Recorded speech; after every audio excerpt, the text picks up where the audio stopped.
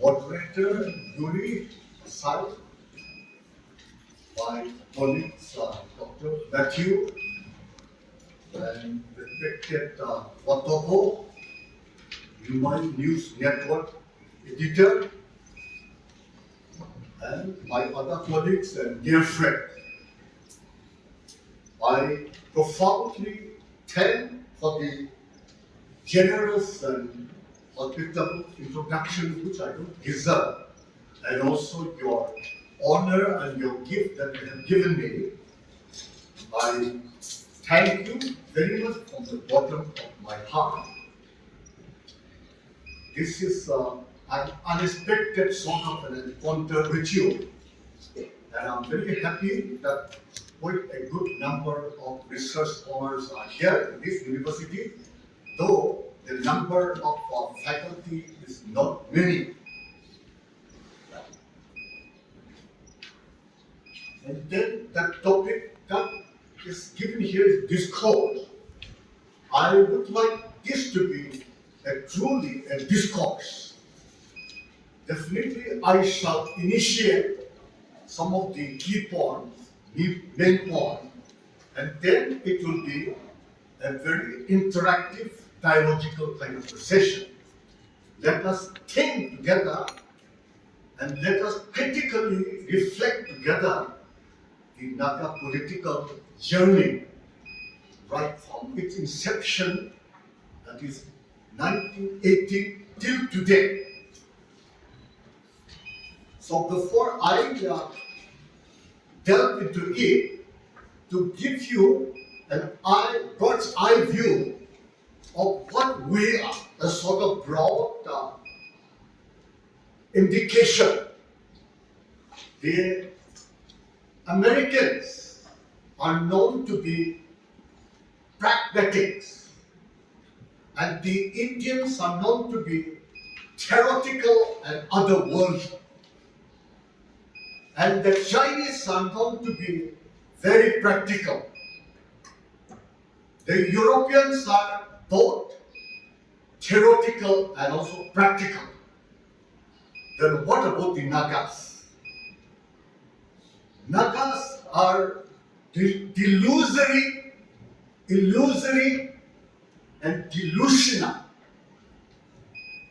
So I hope that gives a broad indication of where we are.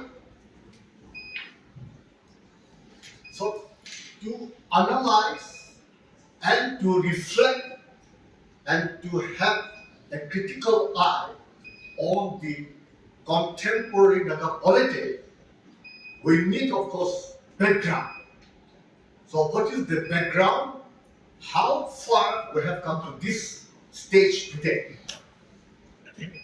Well, from a very primitive, subsistent kind of economy and completely isolated kind of existence, we emerge. And fortunately, we were never completely decimated or subjugated or suppressed or oppressed by any society, community, or empire or kingdom. But then, as we encounter with the expansion of the British imperialism, and thereafter with the making of the new India, our people have also undergone tremendous suffering, great loss of life, great damage to several precious lives and properties.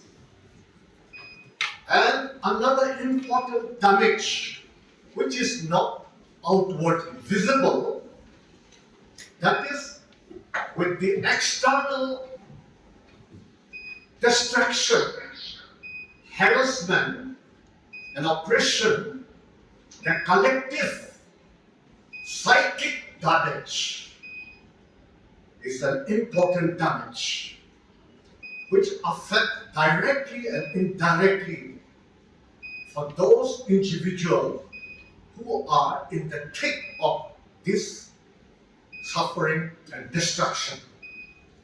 Like even in some of the completely decimated, totally suppressed communities in New Zealand, Australia, Canada, USA, and South down Latin American countries.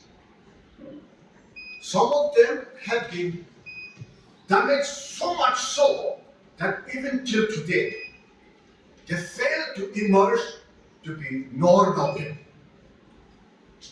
Because the psychic damage is so powerful, the indoctrination process and the powerful invisible invasion is so much that most of the people in these countries that I mentioned have become, in a way, abnormal, pathological, and not at all normal.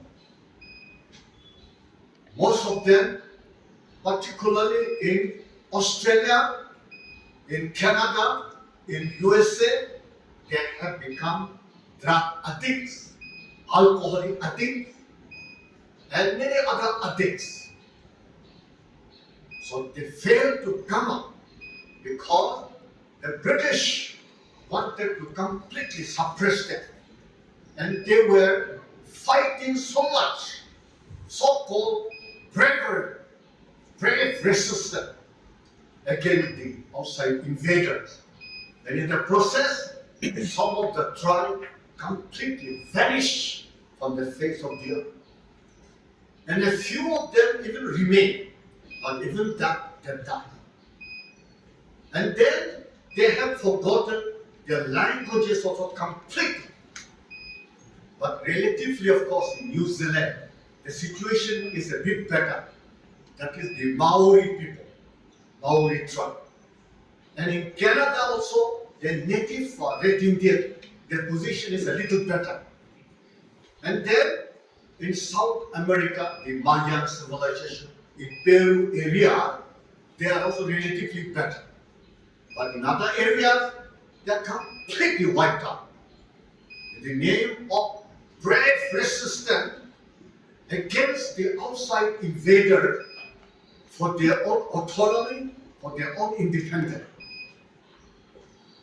So, we can compare also our situation with them.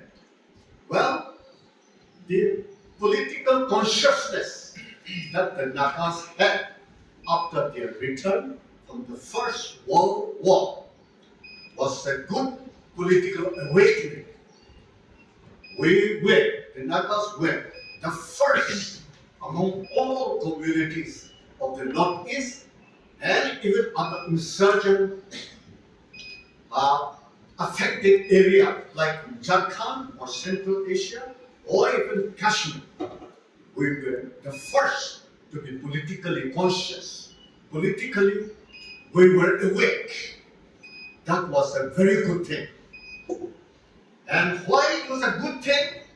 Well, the climate, social, political, and cultural climate of that time was such that, as you historian and your teacher, Dr. Matthew, being a professor of history, he knows that at that time the order of the day was looting, plundering, shamelessly, brutally, cruelly, and take the booty from the vanquished people, from the defeated people, and they share the booty among the rulers and the courtiers. The emperors or the kings, they shared them. That was the order of the day. And it was against that background.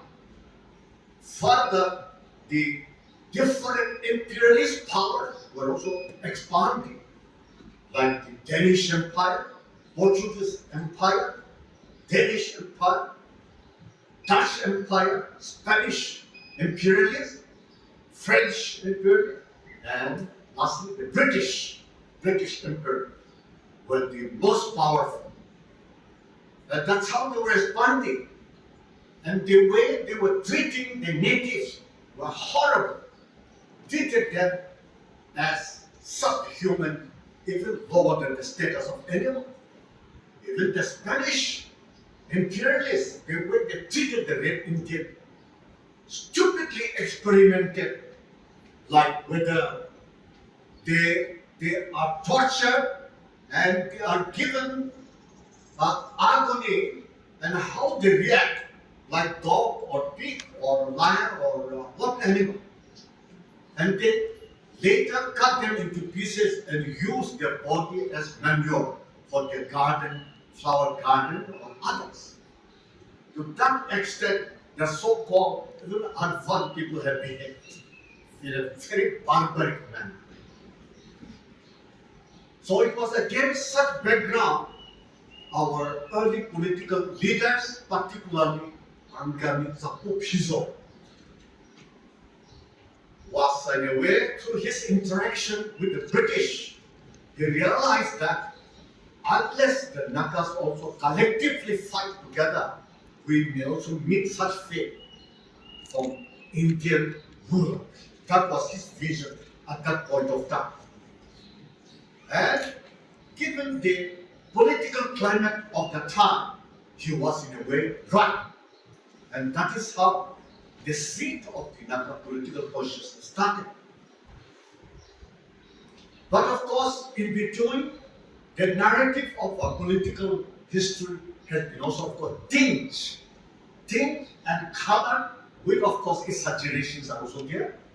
We as scholars, we will not be swayed away like the, of course, ordinary illiterate rustic villagers, but we will see very critically all what is being projected and written or narrated or passed down. Of course, we will take them with a pinch of salt.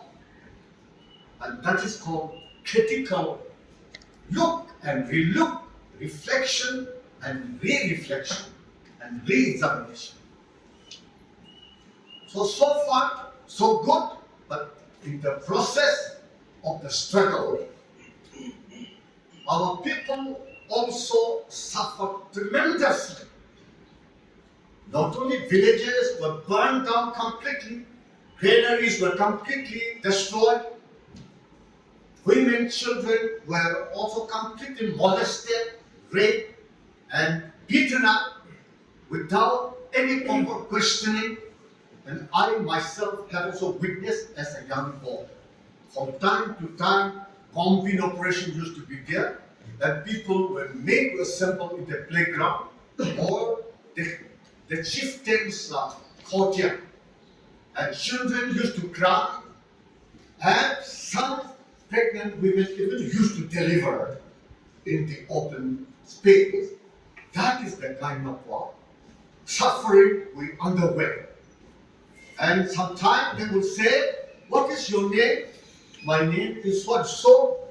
And then with the similar name, they thought, since some of the name through the intelligence report had some of them, and they thought they are the one without discriminatory, discerning idea. They just beat them up with the gunfight. And a lot of them, they were very, very cruelly beaten up, tortured, some of them died. And of course, after every ambush in different area, subsequent to the ambush, a lot of torture invariably followed. So all these were serious, blatant violation of the human rights and various human rights reports. And of course, when I was a member of the Amnesty International, which headquarters is London, even at that point of time, of course, the Oinam incident, 97-page report was prepared.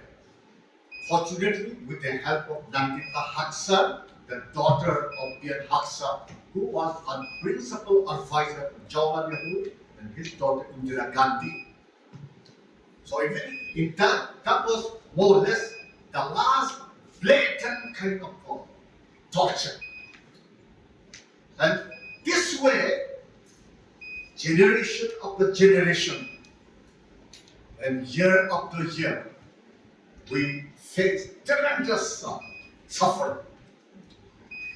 But at the same time, I would say, due to lack of intellectual leadership, our leaders, of course, with good intention, they have traversed the violent path. But today, as research scholars and as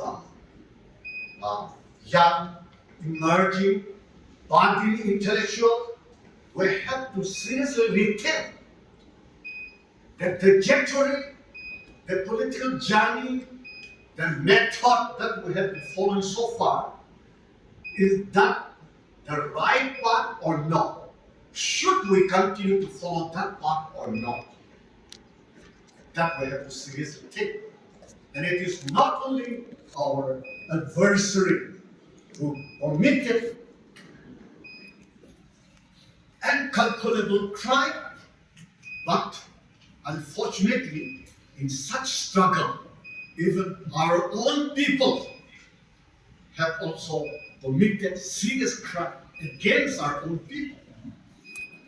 So we as intellectuals and scholars, we have to see from a detached and biased and prejudice event of any kind, without any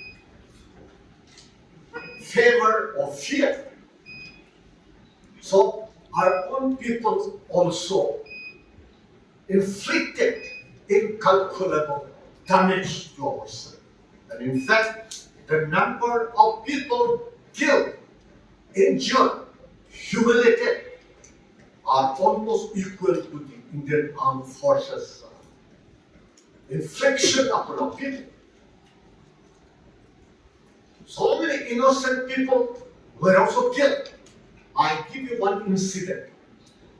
For the first time in South Naga, that is within Manipur, Naga area, the first ambush took place in 1956 between Kusama and Pfokrehe, which was led by Mr.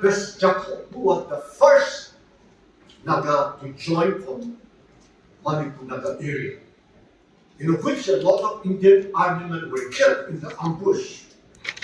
But subsequent to the ambush, of course, a lot of villagers were completely tortured. But at the same time, because of our ignorance and because of our suspicion and distrust and misunderstanding, a lot of young people, healthy people who went to witness the ambush site between Kusama village and Pfokrehe area, that juncture at a negotiating turn. And when they went to see there, how many people were killed, how many weapons were left, those innocent, lot of people who went to see, they were misunderstood to be the spies of the government of India, the Indian intelligence department, and most of them were executed in Ketima village. Very unfortunate event. So this is just one instance I am citing. There are several such instances because of ignorance and because of lack of proper verification. As researchers, you all know, you have to verify properly.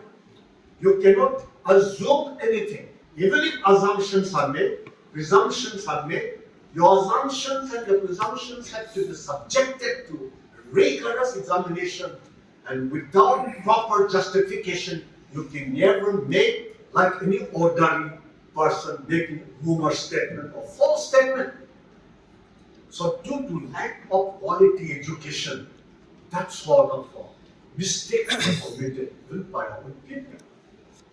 And once this logic of internal suspicion and internal revenge occur, then of course this spiral to much serious tensions and violence. Take the example of the United States of America. The United States of America, after the Second World War, emerged to be the superpower, displacing United Kingdom, Great Britain, because America geographically is located between two big oceans. Therefore, that is a very excellent geostrategic position.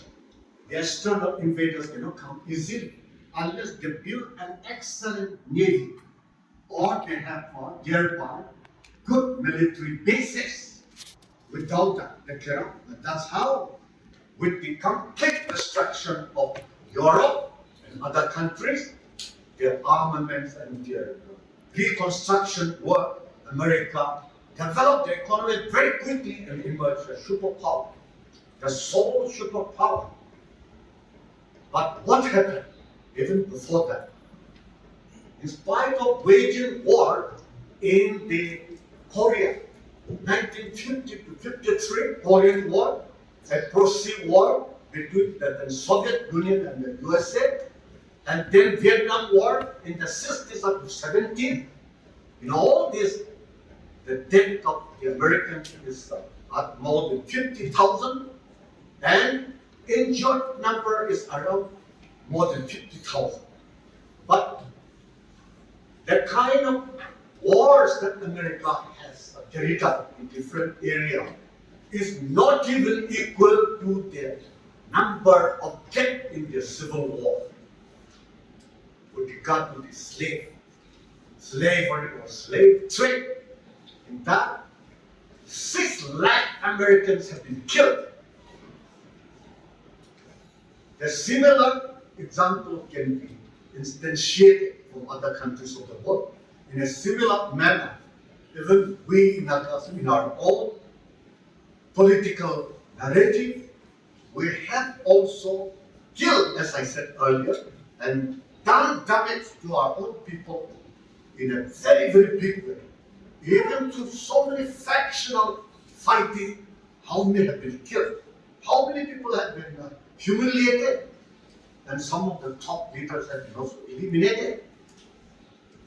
And largely because of limited poor education, due to suspicion, due to mistrust, due to misinformation, and many, many things.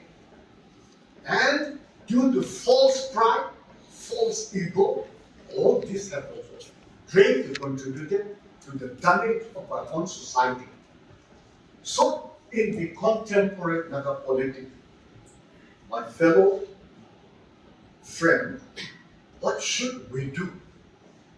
There can be different political journey. There can be different methods. One is violent method, like Karl Marx has suggested, violent revolution. Another is the British English philosopher Thomas Hobbes, that life being short, brutish, and quarrelsome. Therefore, as per his vision, there has to be a battle, violent battle. And then Charles Darwin advocated the survival of the fittest. It is the struggle, the violent struggle, which comes. Well, similar other so-called great thinkers have also proposed such similar violent path. And we have been also following this path when our men and women went to China for military and political training. The Mao Zedong's idea of power flows from the barrel of a gun. That had also influenced our people, and thereby a lot of violent struggle has set in our society. But the point is this the most efficient, effective, and judicious use of armed struggle? Is it so? What are other great thinkers of the world are proposing? What kind of method are they proposing?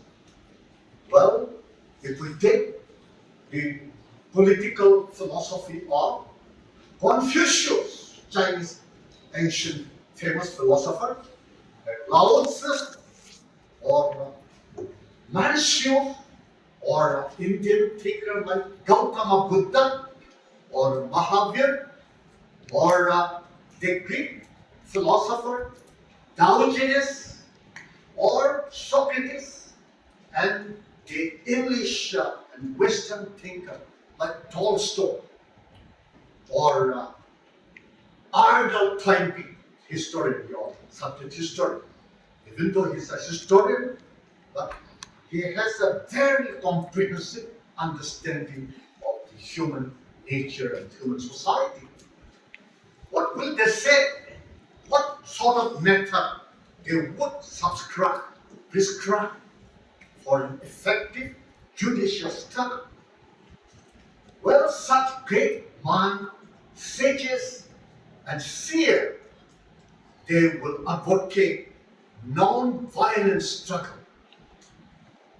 Even the Chinese military strategist Sun Yat-sen,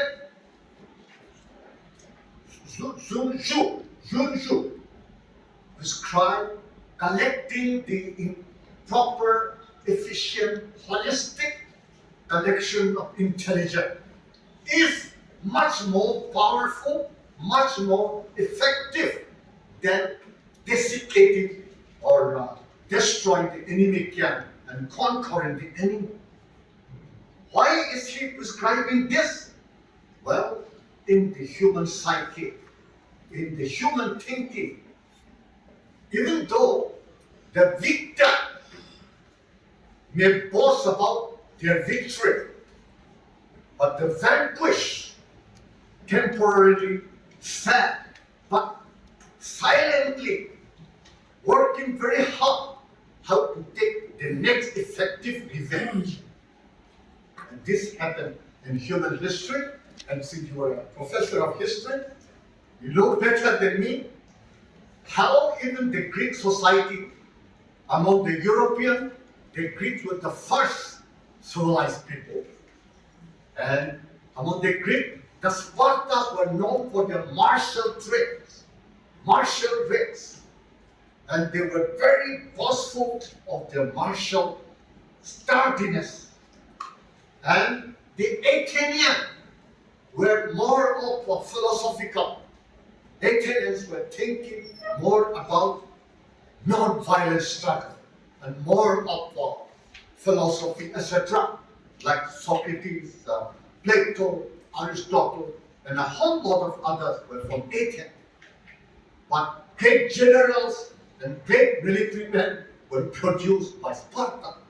And in their fight, well, Sparta defeated them. But Sparta went down.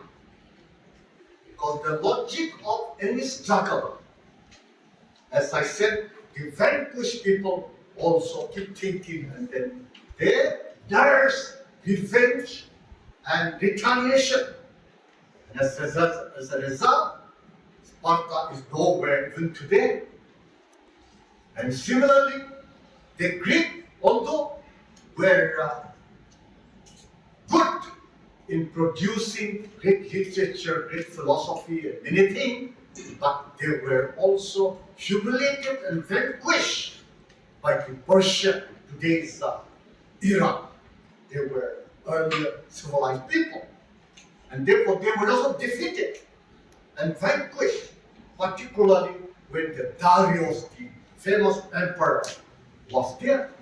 But then the same human psychology of taking revenge in the person of Alexander the Great of Macedonia. Though his army was much smaller than the Persian army, but because of the effective planning, plus Alexander was the student of Aristotle the Great, Greek philosopher. His student, he was his tutelage. And so Alexander had effectively decimated and taken revenge over the Iran, the Persian. Similar thing we witness even the European empire and European powers. With that logic of violent struggle, the European power themselves, with the logic of capitalist production and then conquest among themselves, that had logically led to the first global war, first world war, and in the process, European countries were completely destroyed, completely wiped out, so to say. Although they had been rebuilt, and even the so-called Great Britain, a small island conquering 1/4 of the world, and their Prime Minister Churchill boasting in our British Empire, there is no sunset. But today, what has happened to Great Britain? It's almost below the middle power. And similarly, America itself, USA, United States of America, yes, early part of the 20th century, world superpower. They defeated the Soviet Union, their rival superpower. But now, their powerful emerging superpower is China, silently moving powerfully. And their university standards are also being now surpassed by China's university. Even Massachusetts Institute of Technology, MIT, the top technology university, has been surpassed by China's university, Tsinghua. I had been there a few years ago. And then even Peking University, Xinjiang, Zhejiang University, and Shanghai University, all these have become now within the top 10. And these universities are very, very important because these universities being the center of excellence, creation of ideas, dissemination of ideas, preservation of ideas, and that's how it will get Britain among European power. Why it was number one power in the early 19th and early 20th century. Why? Because their university, Oxford and Cambridge, were on the top, including later London University. And likewise, USA came up number one, displacing Great Britain. Why so? Well, I mentioned MIT, Yale, Princeton, all these universities were on the top. But what is the latest situation today? And they also have president like Donald Trump, half crazy and half high egoistic person like Donald Trump. And he is now preventing even Chinese students from coming to American university. Oh, they are learning from us and they are trying to overtake us. So don't give a visa to Chinese students. But then, simultaneously, Chinese universities and the technology is fast developing. Some of the technologies China has surpassed USA.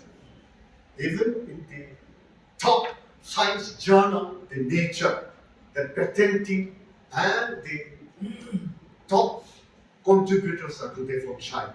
No longer Europe, America, Europe together, not equal to China. And of course, in 2018, I was also in Beijing. There also the kind of discipline and the kind of innovation is going on. It's very, very dynamic. So this is how, if our situation today, where are we? Well, a lot of our Naga areas are still in the primitive condition. The Burma areas of Nagas, to reach from one village to another faraway village, take 2 weeks, 3 weeks walking on foot, no road. No schools even. A lot of them are illiterate. They don't have the opportunity to go to school even. Likewise, even Naga areas of Arunachal, Tirak, Changla, Longdi. 2 years ago, I was also in Arunachal, Longdi district, Naga area, and I find a lot of thatch houses out there. Like when I was a young boy, I used to see in my village also full of thatch houses. That situation still I witness in Arunachal Naga area. A lot of them are very poor, very haggard looking. They grow all very fast, a lot of wrinkles, very poor condition. So, even in Arunachal, the tribes of the Adis, Galo, are far ahead of the Naga tribe from Wangcho, Nokte, and Tansa. And likewise, our Naga in Burma, in Sakai district, Ochin district, all this area, a lot of Nagas are also still very backward. The same Konya, the same Kyunongam, and Yungchunga are also there, and the Hemi and other tribes. And also, of course, our fellow Tangkuls are also there, Somrat tribe there. Very, very backward. So, if we take the part of a violent, continuous political struggle, what will happen to us? And as I was a young boy in the 60s, we used to shout, free independent, free Nagaland, all April independent, think that Nagas are going to get independent very soon. And what is the situation today? Even our own so-called, some of the so-called national workers are also talking big, big things, but are they realistic? That's why I said in the beginning, for the Nagas, it is delusory, delusional, illusory for us. And a lot of people think big things going to come. But of course, in a relative sense, compared to 50 years ago, we have, of course, advanced. But our advancement, we have to see vis-a-vis our so-called advancement in the Indian state. And like it or not, you all know even India is emerging. By 2028, that is in 3 years' time, India will be number 3 in world economy. It will surpass Japan and Germany. And it is also emerging. So though a lot of Indians are still poor, and in India, a lot of the university standards are also poor, but because of its sheer size, all of the Indians who are studying abroad in some of the top universities, Indians are doing very well. And that is how they are also emerging to be a power, and they are aspiring to be a superpower. Of course, it will be after China and United States of America. So we have to think of that. And then when we see the different power, different kingdom, and different imperialist expansion, well, even though Great Britain and other European countries were also part of the Roman Empire, and they did not resist continuously against the Roman power. But they adapted and they took full advantage of the Roman benefits. And that's how later they defeated their master, Great Britain. Likewise, Great Britain was also a part of the Danish Empire. But they did not resist all the time, like the Aboriginals in Australia or the great Indians in the United States of America. They resist continuously, they fought continuously, and they were completely wiped out. So should we adopt such method? Should we follow such path? It's up to you, our friend. We have to contribute to our society, we have to think and suggest to our people. And you know where we stand today. In the past, we had only one Naga national NNC. But today, we are having officially 28, but now 30. And everyone is fighting for Naga freedom, fighting for independence. And then even some of the so-called framework agreement and agreed position also, our people also getting all kinds of things, big things, without truly understanding what are they. I'm sorry if I make comment. Even the framework agreement itself, some of our people, our leaders, negotiators did not know clearly what it means to have a shared sovereignty. Because even now, like Manipur state or any state, has talked about shared sovereignty. How, in what way? Where legislature, judiciary, executive, what of shared sovereignty is there? So what exactly do they have or do we have in mind?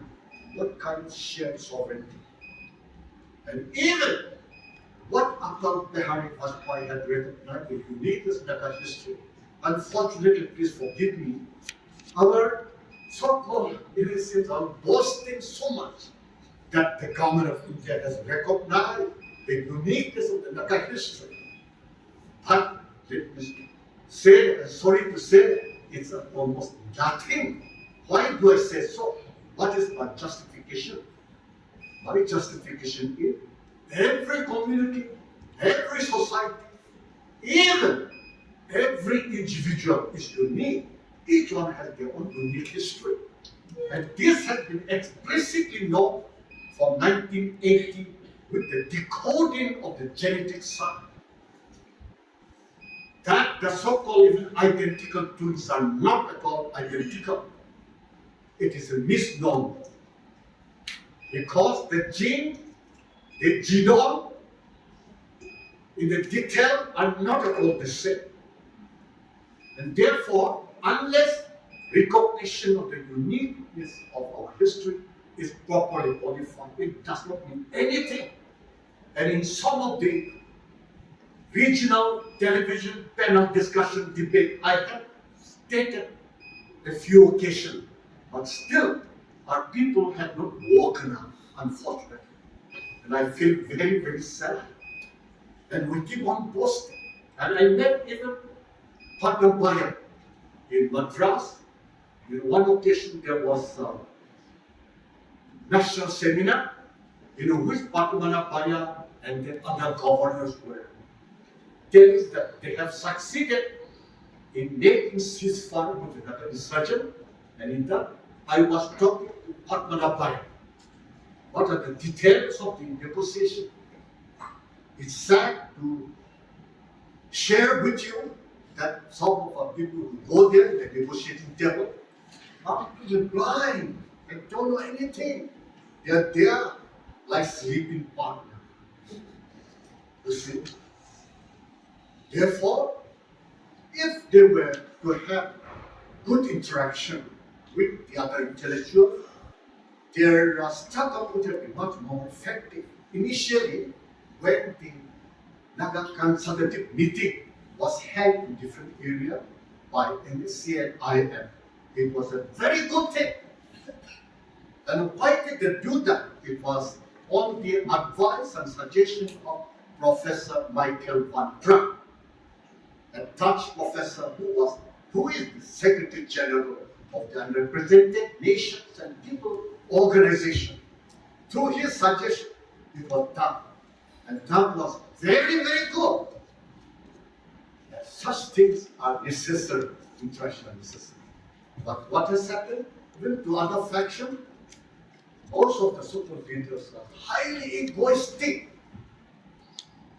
And with the big ego and arrogant, they cannot come down humbly to have simple, humble interaction.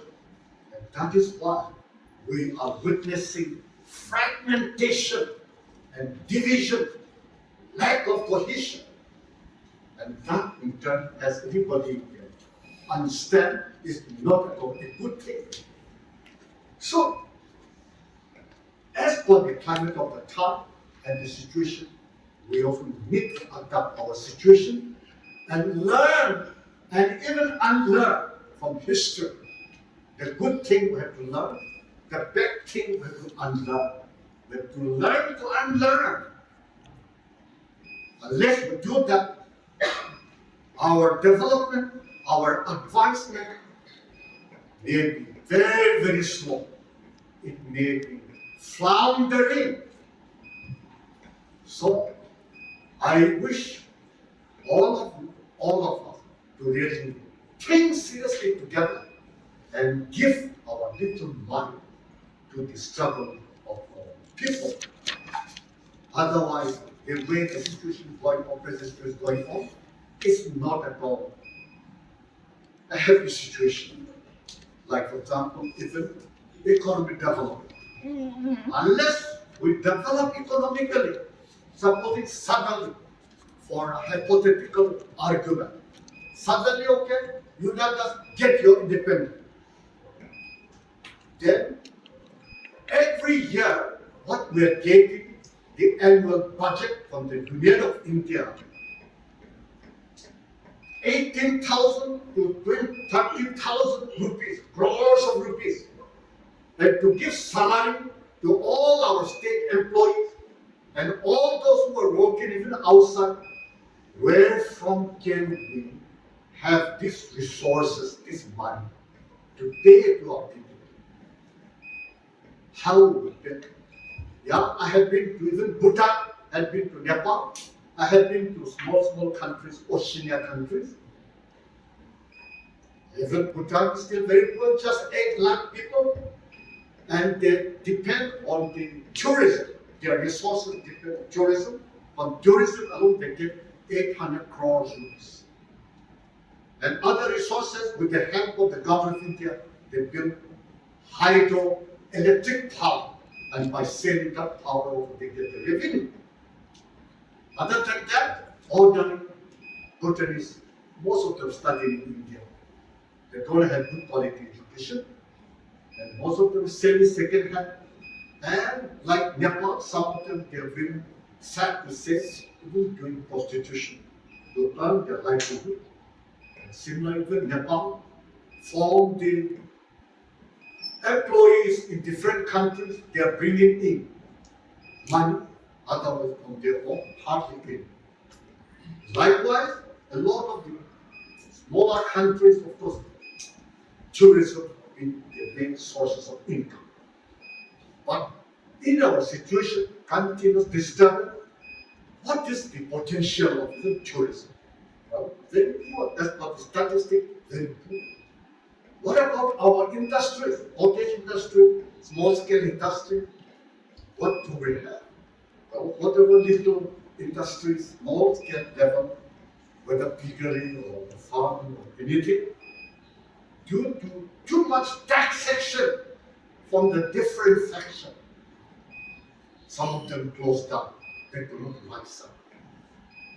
In my last visit to St. Joseph University in Nagaland, some of my Lotha friends don't want Lotha, my school classmate. She's having a big business. Puma belongs to her. She told me in one day 7 factions came to collect money from me. And she could not pay it all.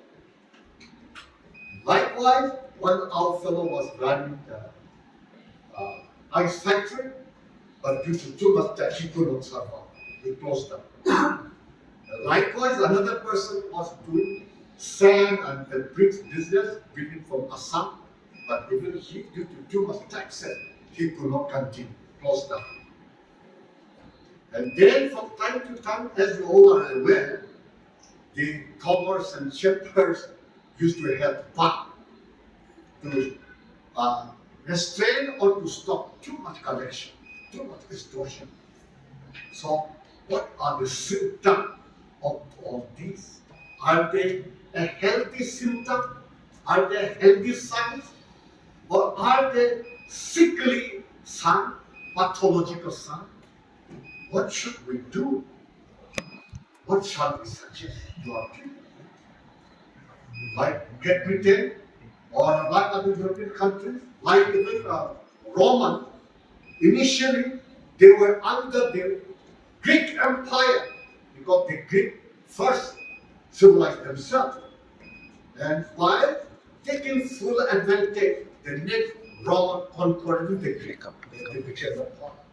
And likewise, even the Great Britain under the Roman Empire, when Julius Caesar came, and part of Roman Empire fully adopted, fully taken advantage, and Romans were also under British Empire.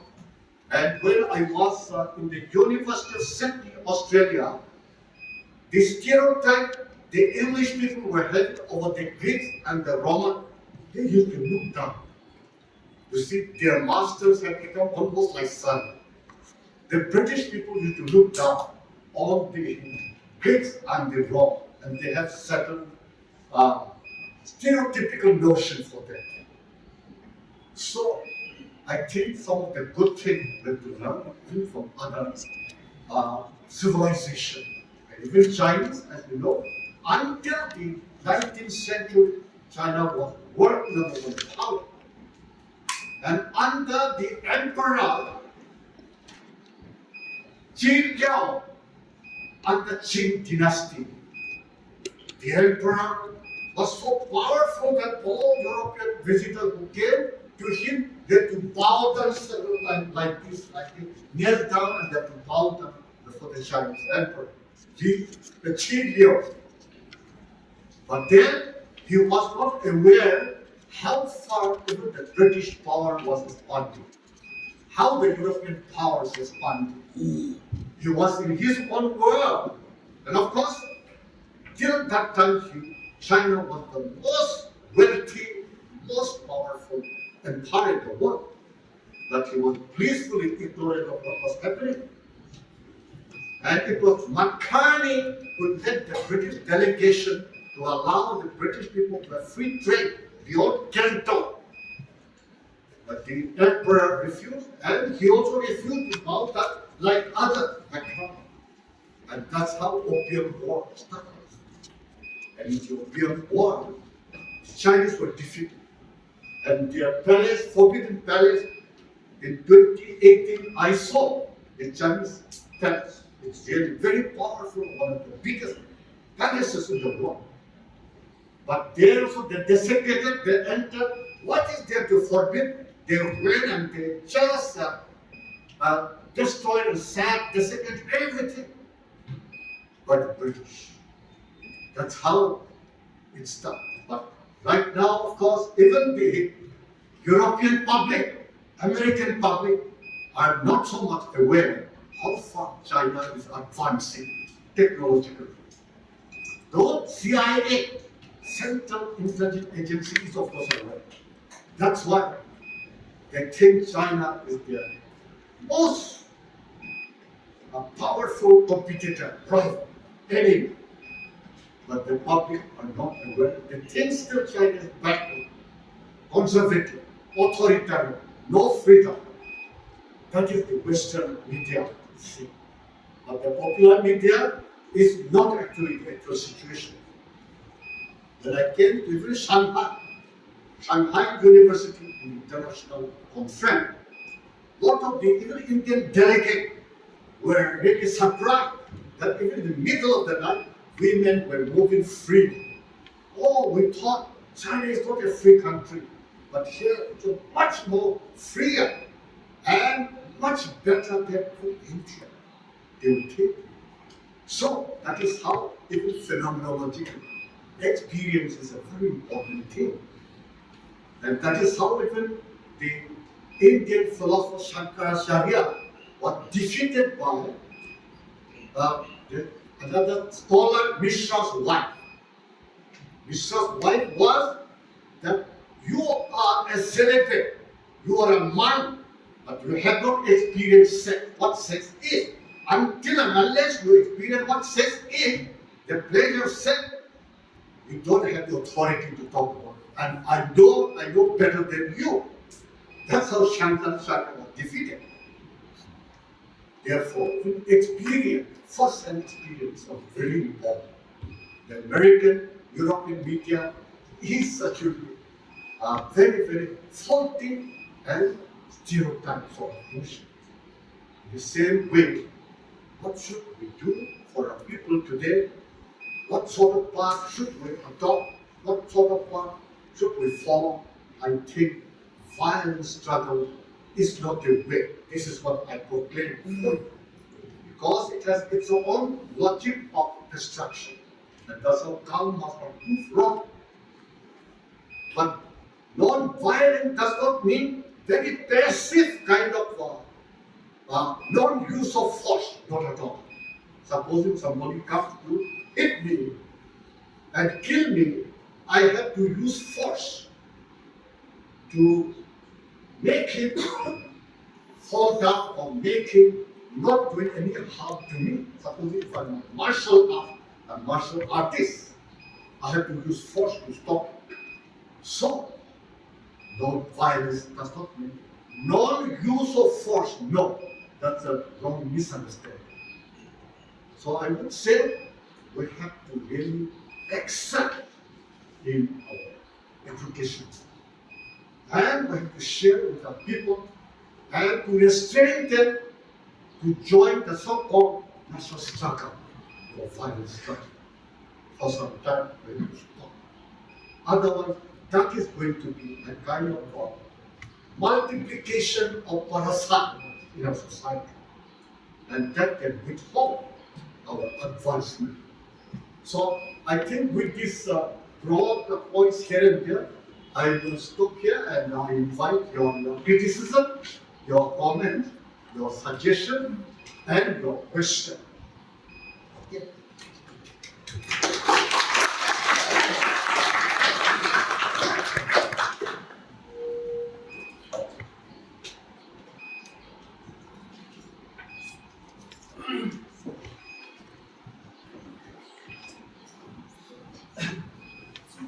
Thank you so much to our professor for the wonderful speech. I'm immensely satisfied with this lecture, full of ocean of experiences, I would say. It has also personally challenged me to set a clear blue sky thinking of Naga politics. And I'm confident for many of us, his lecture has extended our current line of understanding on Naga politics. Now I would like to open the floor for questions and answers.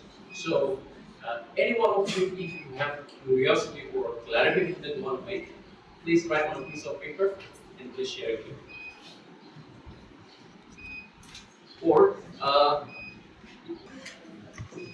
thank you, sir, for enlightening us with a very insightful discussion on celebration on the contemporary Naga politics.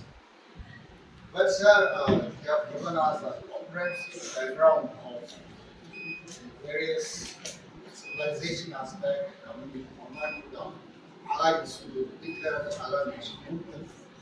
Our founding fathers have to vision, to think about the future of the people. They have started a movement. We are carrying on that legacy, for the past, since we declare ourselves independence, 1947, 14 years. And we have come a long way. And my understanding of the Naga movement is connection with our stand beyond open. Our response to the Indian positions. So that way, while we are, as you know, we are following them, well after the formation of the NSCN, we are following that of a socialist revolution pattern.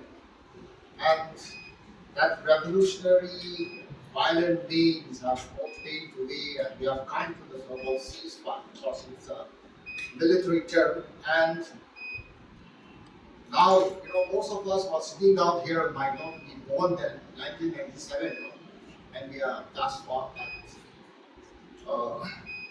I would like you, sir, to share what is the way out for the Naga political movement as such in the political politics, as you have rightly pointed out. We are fragmented by factions. The other day, the Deputy Chief Minister White Pattern was saying, we have 28 and more, and only few are having a formal understanding with the government of India. And you see any example of NSN IL, they have come to the term with three conditions: talk without condition, talk at the highest level, and talk in the third country. All these high-sounding, positions that we have taken, for the past 28 years, I may be wrong, but we have not made much headway towards that. Because talk at the highest level is not happening. We have not really started with a political dialogue with the highest level. We are just talking with a bureaucrat, without intermediator, like the last one, and now is Misra, no? Then we have Gavi, all that. And so, what is the way out for us? And as I said, the so-called, we are all, living in our leadership, the framework agreement, and agreed positions, so forth. So, we have come to that state, and what is our, way forward? Because even the competencies that our leaders are negotiating, we are not privy. So such is the situation, as the rightly pointed out, consultations which they have begun frankly in the beginning. That process seems to be also, gradually increasing. So I would like to, sir, enlighten us on what is the way forward, because the violent means have not paid much. Thank you.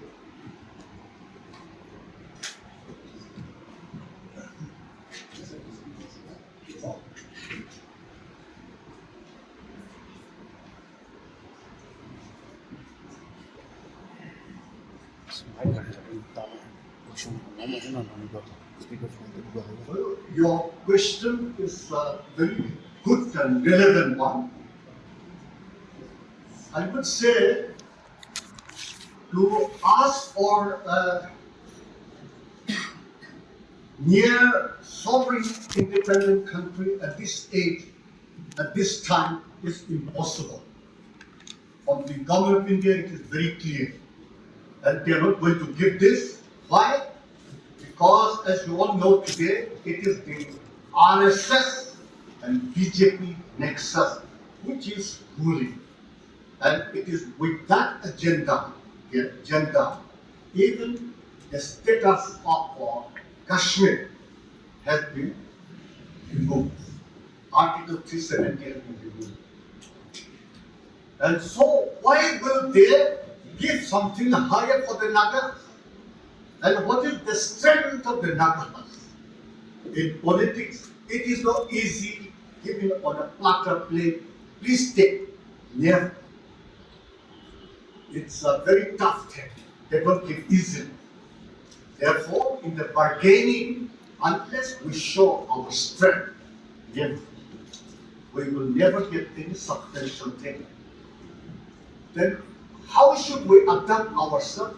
What should we demand? Well, our civil society in Arunachal Pradesh, in Assam, and even here in Manipur and in Burma, we can ask for more of an even, balanced, equitable development that we can ask.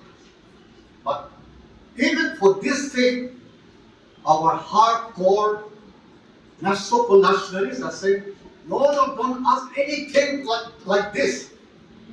We will struggle nothing short of sovereign country. But that is a mistake.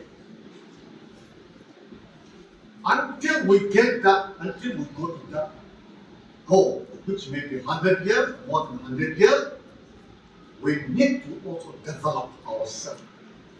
So wherever in balance and even development is there, certain autonomy we have to get. But that, of course, the hardcore people need not compromise completely with their sort of original demand. Thereby, they can be a kind of even interim agreement or negotiation. That can be. So that will be the possible, viable, plausible that we can develop ourselves. So if we can develop ourselves intellectually, even morally, then of course other things will come as a logical corollary follow. That is all. That's all.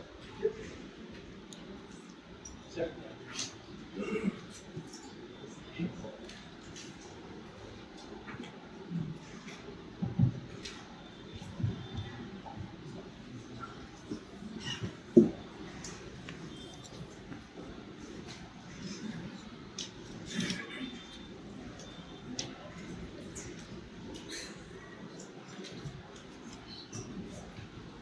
Yes, yes. Yeah. Feel free. Yeah. You can say.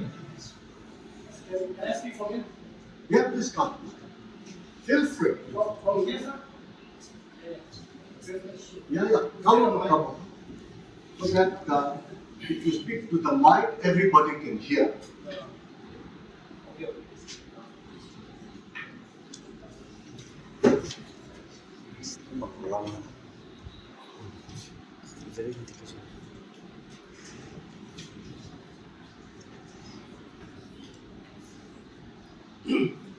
Okay, my name is Kimi. I am doing PhD in political science department. So my question, sir, is you just have mentioned that the Nagas are delusionary, they are not practical. So these things, I think the NSA leadership also realized that. Although officially they have never considered that their demand is lesser than sovereignty, at least officially. But somehow, at the core of their heart, they also realize that the dynamics of the world have changed, and that sovereignty is not possible at any cost. And seeing the adversary becoming stronger and stronger, that is India. But with its long-standing demand for sovereignty since its inception in 1980, and India, on the other hand, considering all demands within the constitution of India are possible, feasible, but with one exception, that secession is a taboo.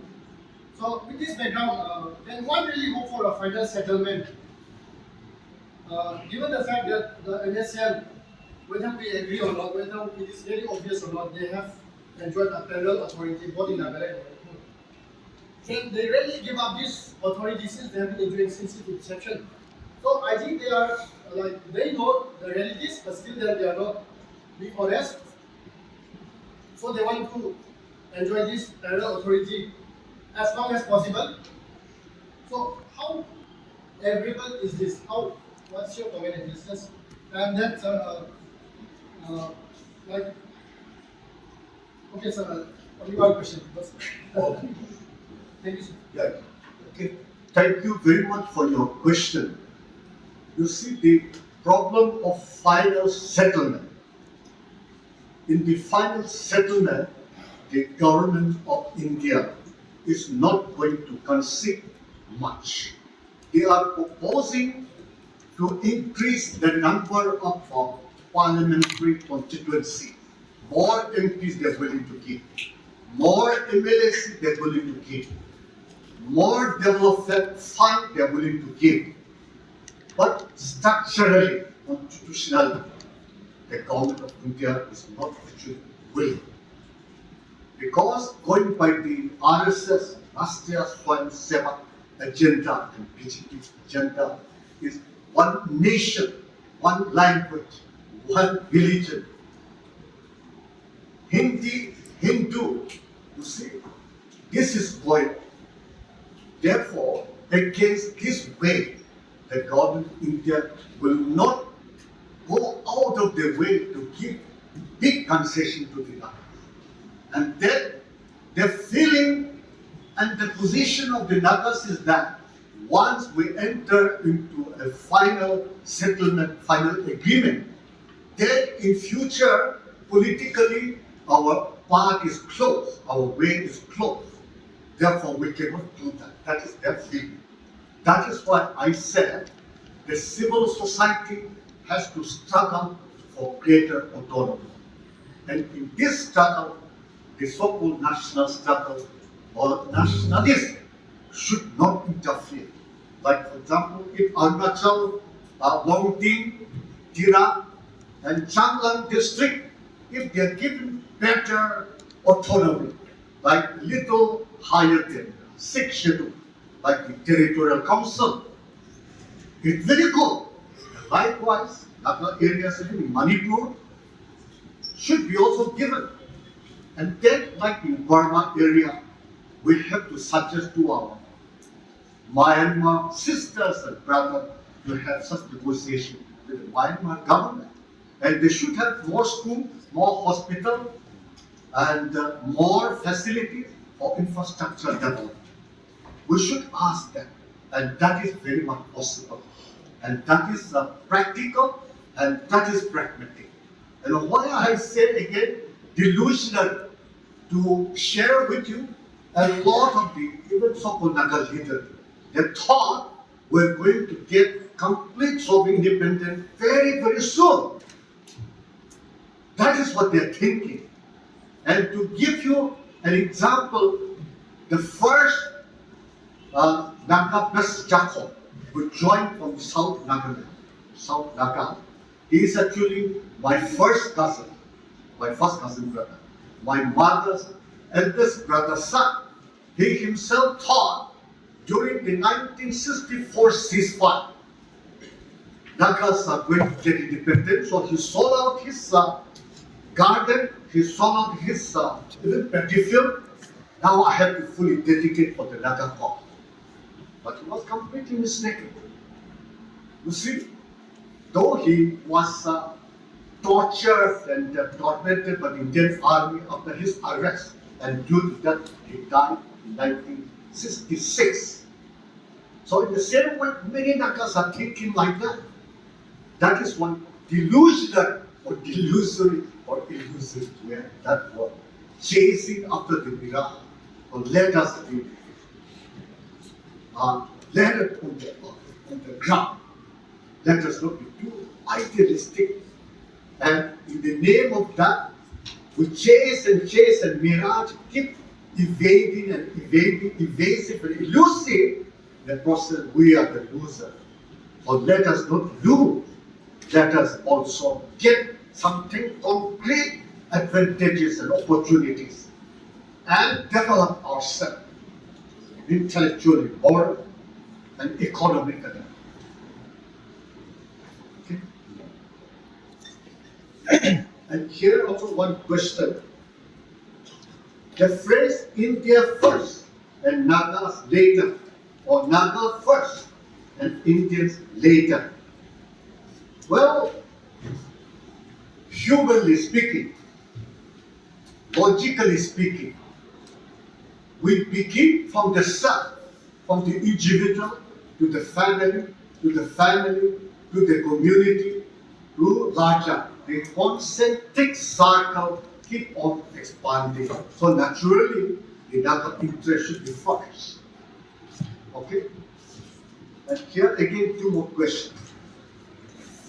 In the context of Naga peace talk, do you think hard coercive power assume significant in this contemporary time, or should soft power diplomacy take its course?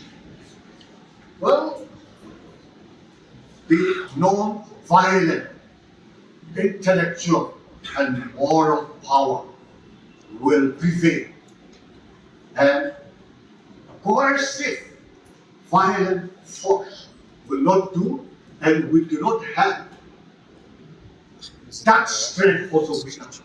Okay? And the second question is, do you think we are falling prey to lollipop assurances policy of the government of India, since there has been no significant result even after 600 rounds of negotiation. Well, again here, the government of India's policy is a policy for all. And of course, they are giving a little extra to the Nagas, no doubt. And of course, they are giving also to Arunachal because of the Chinese claim over Arunachal. So it is largely because of the government of India's policy, like even Chinese policy is, at the time of one-child policy, China has 55 minorities. Different tribes, our fellow tribes are there. Even in Yunnan province, I visited Yunnan province in 2010. And I find a lot of similarities with the Nagas. And it is highly probable that we also came from there.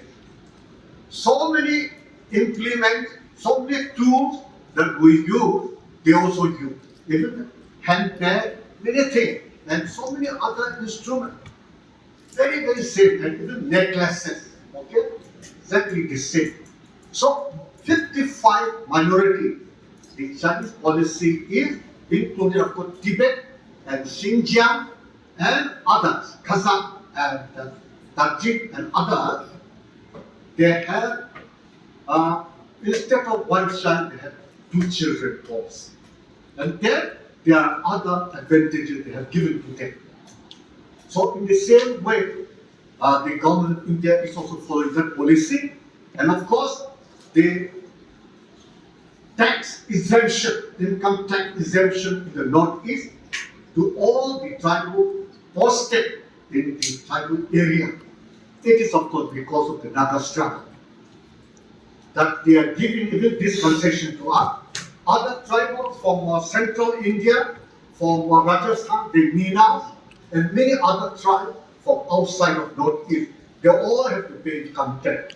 But we, the Nagas and other tribes of the northeast, they are exempted from paying income tax.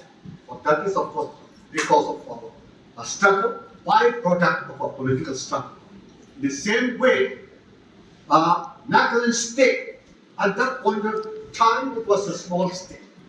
That is also byproduct of the Naga political struggle that Naga state was given. But at that point of time, Naga area would have been also within Nagaland state. But unfortunately, some of our selfish leaders, they did not want to join because at that time, Naga Hills was more backward. And therefore, they were selfish. They did not have larger interest of the whole Naga. Otherwise, at that time, integration was very much possible. And so much opposition was not even there from our neighbor. But we committed blunders by some of our selfish leaders.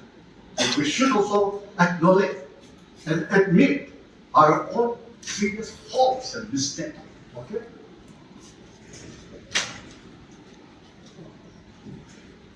So I will read all the questions for you, sir. Yeah, please. So we witness many insurgent groups collecting taxes in the name of Naga. This taxation has in great way impoverished our Naga people. If sovereignty is far-fetched for the Naga, what is the relevance of Naga insurgent groups?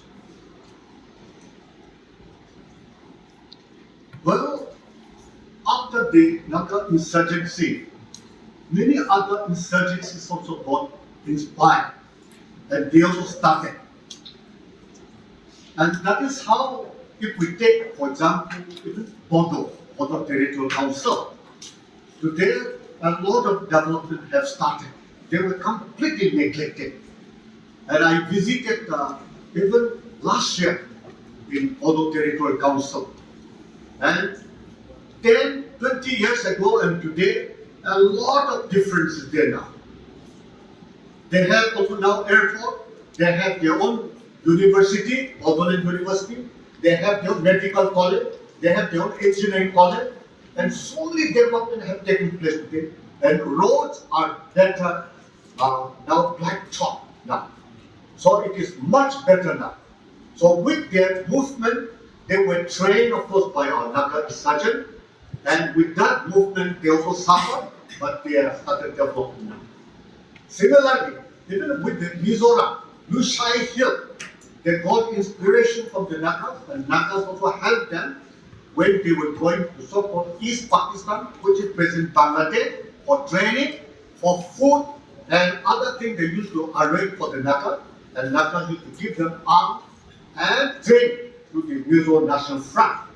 Although they suffered, but because of that, in 1987, Mizoram had no real statehood. So even that is a big improvement. Without the struggle, they would not have got this. And today, by the economy, some of you are economic. You know, by the statistic of the economic indicator, today after Sikkim, among the 8 northeast states, Mizoram is also doing very well. Number 2 after Sikkim. Okay? So this is also part of the Naga struggle inspiration. And similarly, well, even among the other smaller group, even Tripura, by 1947, they were in a way majority, so to say, the native Tripura, like the Burma, Jambatia, and many other, Liang, and others. But with the struggle with Rankol and other, Joy Rankol and other, today at least, MLA out of 60, 17 are native people. Because of the struggle, the number has increased. So instead of being very poor and completely marginalized, at least something is better than the status quo. Some improvement is very much there. And otherwise, various groups, various tribes, even in the northeast, they were unfortunately completely marginalized, completely neglected. But with the struggle, of course, now there are some governments started paying attention, like was Arunachal and other states, okay? So that kind of development also we need. We cannot be too idealistic and in the dream world. Some concrete things have been happening. And the tribals have been now respected also. And of course, wherever I went, of course, I have been mistaken for a Chinese, partly because of Xavier. So a lot of Europeans and Americans, those who know the situation, they probably thought I am the grandson of the And that's how, when I was in Australia also, the Chinese Overseas Association, different Chinese studying there from different countries, for 1 term, 1 year, I was made the president of the Chinese Overseas Association. Okay.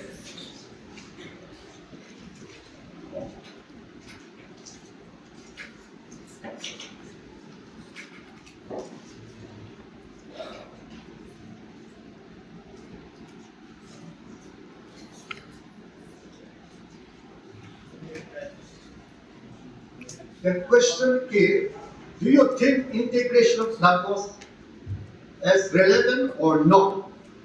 Integration is one of the 16 points agreement, but it has not materialized till date.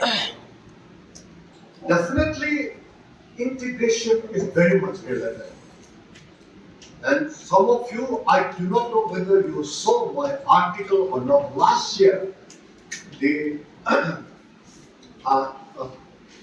article, South India's national paper, the Deccan Herald, I published an article on the solution of the Naga problem, political problem, a viable, pragmatic and practical sort of a solution. The editor asked me to give an article, and I wrote an article, and in my article in the Deccan Herald, I have clearly suggested integration is indispensable, is very necessary. How can there be also a separate flag, separate constitution without integration? Integration is very much necessary. Without integration, supposing we give you separate flag, will the Manipur government allow to fly? Will the Arunachal government allow? Will the Assam government allow? And will Burmese government allow in Burma Naga area? But if integration is there, definitely yes. And integration is very much necessary. But it has become difficult. But difficult does not mean we give up. No. And of course, our demand should be realistic. Some of our people have been demanding integration of Naga areas mean all the Naga ancestral areas should be integrated. But that is also not practical. That is not the way of the world, the way of the advanced country. The major Naga contiguous area, complete majority area, can be integrated. But other area has to be with other Manipur, with Assam, with Arunachal, or with other state, even in Myanmar, Burma. That is a realistic way. And that is also part of the larger human struggle, human right. So if we ask that, and if we struggle constitutionally, democratically, I think it is not impossible at all, because boundary demarcation, boundary drawing and redrawing have been going on in the world. So it is nothing is sacrosanct, nothing is holy, which cannot be touched, not at all. It can be. And if tension and commotion and then resentment go on, well, the best solution is integration. So we have to argue that way. And we can be sympathetic, and the government India can also compensate the states affected state will be compensated, then their opposition will be also less. But if that is not done, then of course the affected state will say, so far we have been benefiting so much, we are getting the lion's share. And it is the human tendency, human nature, they will not like to give up that lion's share, that benefit, you see, even though that is immoral, but they may not like to give up. So, to lessen their opposition, let the government give compensation to them, like this in Burma, Kabu Valley been given and compensation was paid. So that kind of quid pro quo has to be there. That has to be suggested. We have to be sympathetic, compassionate, even to our neighbors. We should not unnecessarily generate hostility and animosity. Okay? Okay. Naga national workers interfering in the electoral politics, is it not contrary to their political stand for independence? For instance, no solution, no election. National workers are actively involved, supporting particular candidate and not got as right to select the choice. If their candidate in the election, if not elected, the choice of the candidate of the election. Well, here of course, if they interfere from the so-called national workers are in the right way, which will take the Naga society towards a forward-looking position, even if they interfere, that will be a welcome intervention. Okay? That does not contradict with their national struggle. But as a matter of fact, what happens is, for narrow and very myopic gain, selfish gain, they have been involved. And that has to be totally objective. And that is how during the election, I was told by some of the top leaders that a lot of them had no suspended. So many were supporting different candidate, opposing candidate, no order, no vision, nothing was there. Very, very chaotic, purely driven by gain, selfish gain. And that has to be, of course, opposed.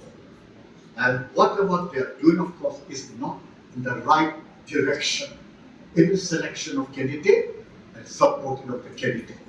And if they do that, if they do for the right cause, perhaps public may not oppose much, but public has also a lot of resentment and anger, okay, because of the lopsided, short-sighted kind of policy. Okay. Yeah, please.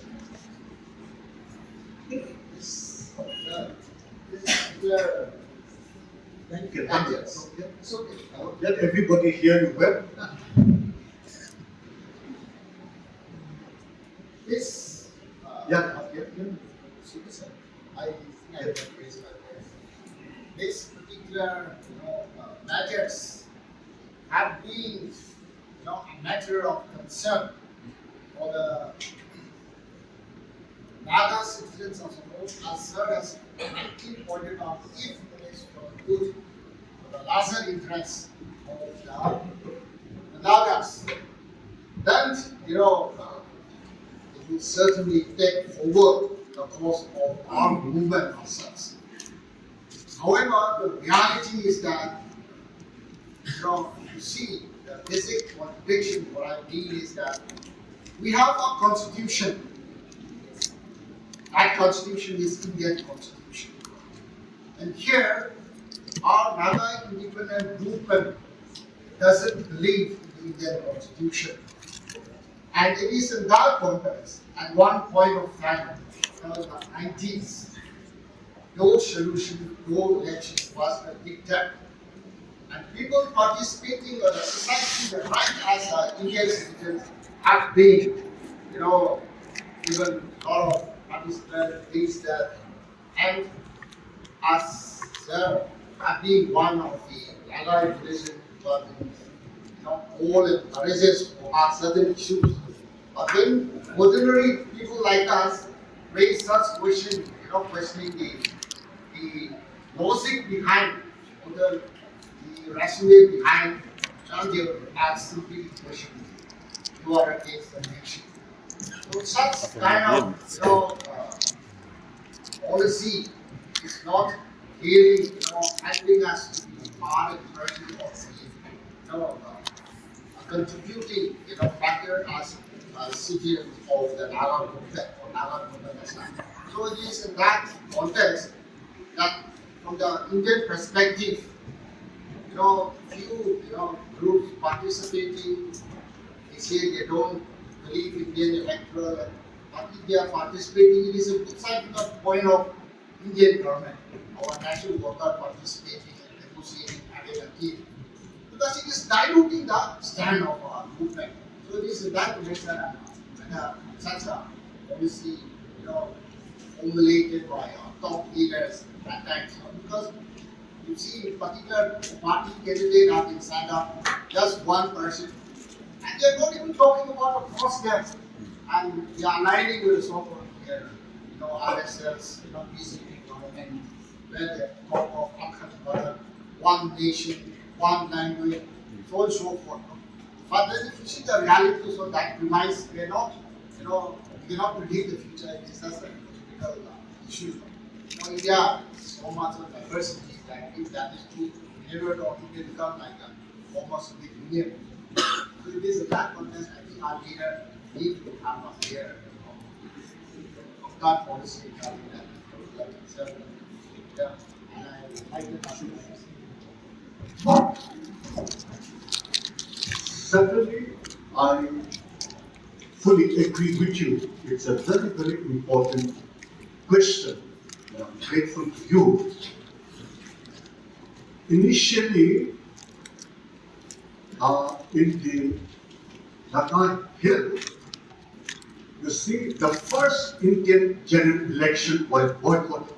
That is 1952.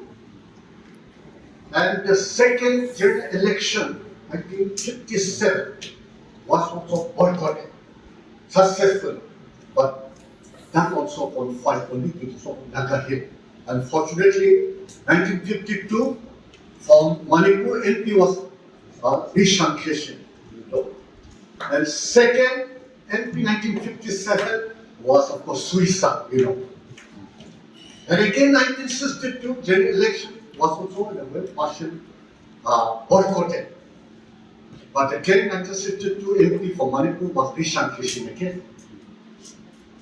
And of course, 57 was the one coaching Houki. Okay?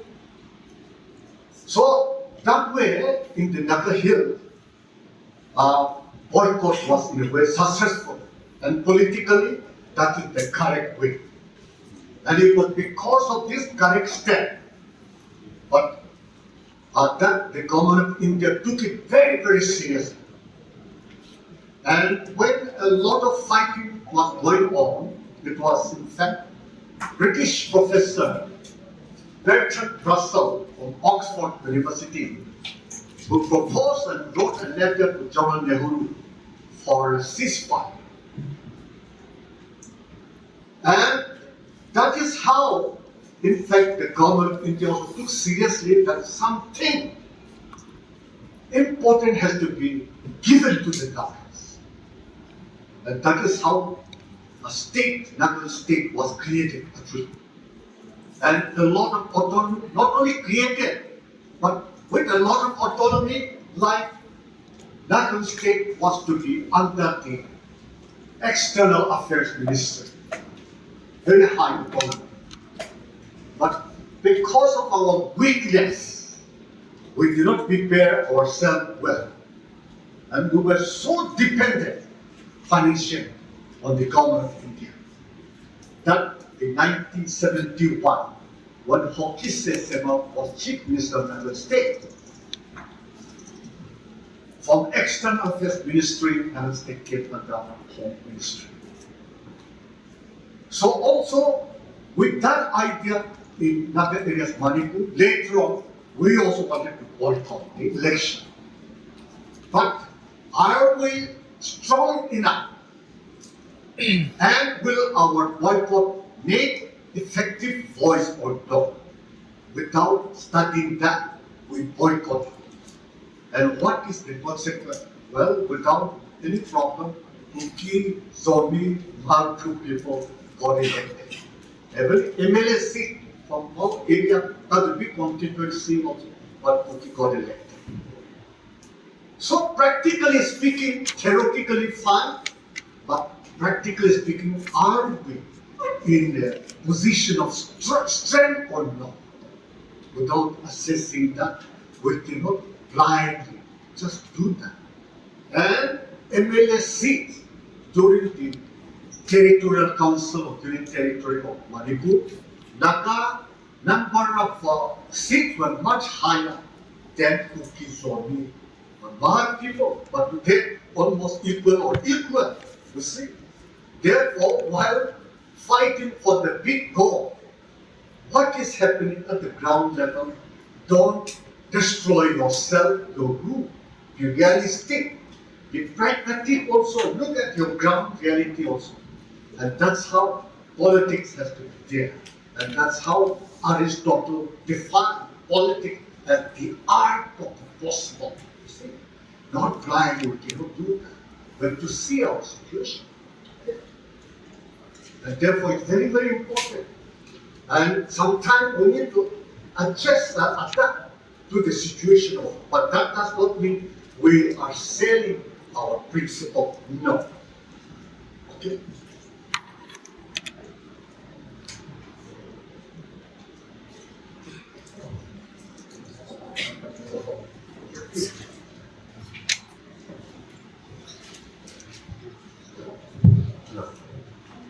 Thank you so much, Prof, for giving me this opportunity to raise my question.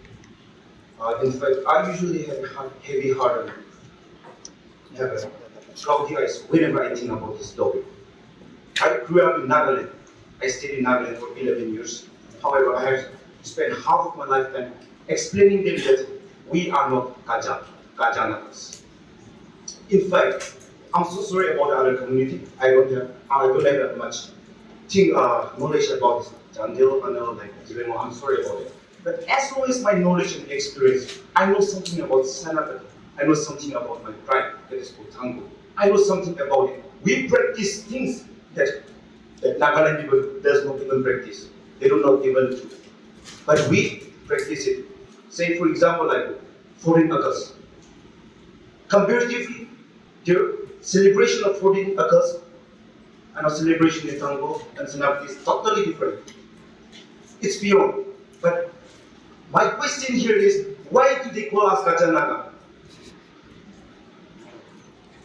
This southern Nagas, this southern Manipur, they call us as Naga. Why? Is it because our expectations, or is it because our sacrifices does not reach their expectation? That's my question. Why do they call us Naga? Thank you. Thank you very much for the question. Even this has been going on for a long, long time. Naga, this sort of thing has been going for so many years. In fact, because of such idea, even Naga Student Union Shillong, or Naga Student Federation, or Naga Student Delhi, or anywhere, the president should be from Nagaland state. That idea and tradition was going for a long, long time. It was 1984. I wanted to break this tradition, so I contested for the president's post in 1984 of the Naga Student Union Shillong. I wanted to break this idea. This is not a good thing.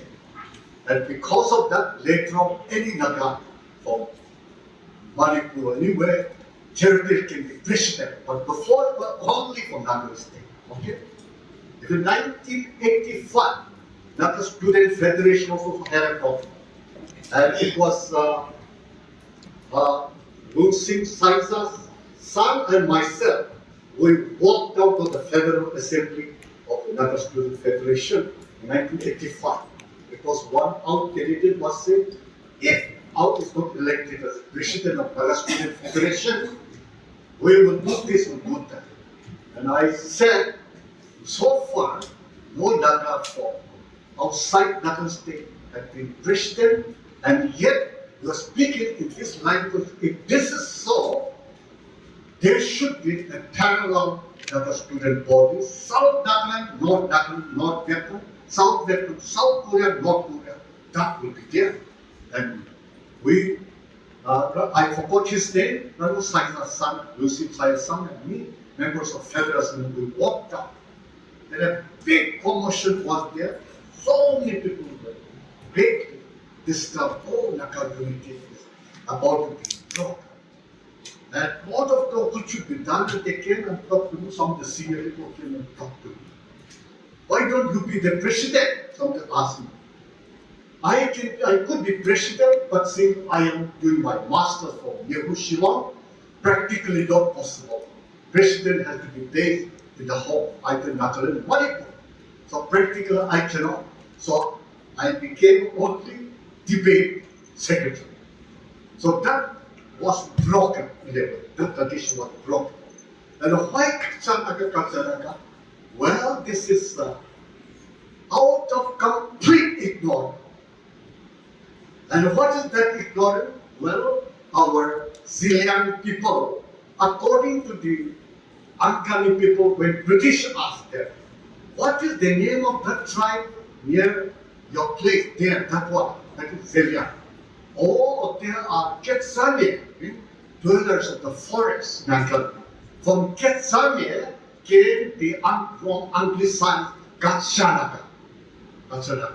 So from there, that misunderstanding was not clear at all. Like Christopher Hemondorf, he wrote his book on the Konyak Naga. Instead of Konyak Naga, he said he wrote the naked Naga. And that has the wrong implication that all Nagas must be naked, which is also complete kind of misunderstanding. And likewise, Naga from Quetzalcoatl, which is not a bad word, which is not pejorative term. Forest people or dwellers of the forest, Quetzalcoatl, forest. From there, I place as a Naga. And therefore, out of complete ignorance, our fellow Nagas from Nagaland thought that all outside Naga state must be Naga. On several occasions, of course, I have spoken also on this, and even wrote articles in the Naga paper, But today this is fast disappearing. But primarily our fellow history professors, history teacher from Naga state, they should have written at least a small textbook for the school children. The history of the Naga, that they have failed. And I have suggested in certain seminars also to our fellow Naga. And whatever is there are system trunk in Naga. And in that, Turkey, Dimasa Kachari, Karo also included. And a lot of people, even researchers, when they come in the introduction, they used to write that. And I used to point out in the school board and other board. And I have to tell them, you see. But of course, today this is disappearing. And of course, if others are not Kachanaga, why should it see Hotsan? His book, The Naga Tribes of Manipur, should be there, but people don't read. Naga Tribes Manipur in that, Rampur, Mount Velarong, all the are included. And even Colonel Shakespeare in his monograph has written the Mao Naga. And even the Angami Naga, of course, so-called Tenime people, Angami, Mao, and all Maramara, included there in their map. But many people don't read this text. The Ao Naga, Jepinga, the Lotha Naga, Jepinga, the Nagas in the 19th century were very well. And of course, several other authors of Nagas are there.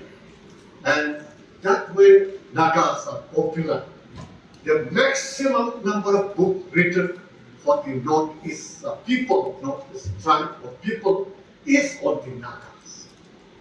Several books are there, and I read almost all of them. But unfortunately, your question, the problem of your question is we are too ignorant.